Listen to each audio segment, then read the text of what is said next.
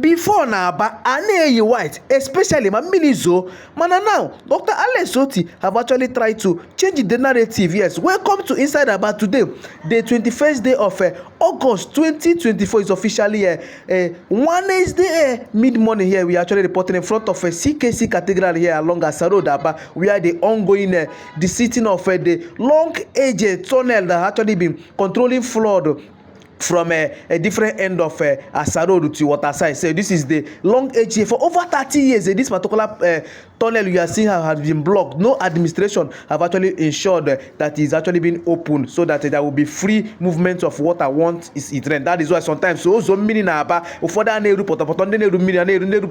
now Dr. Alex Oti have actually started the process of districting all this blocked tunnel here, and this is actually the ongoing the sitting of the tunnel, as you can actually experience. So now if it is raining in Aba now, you don't have to swim again.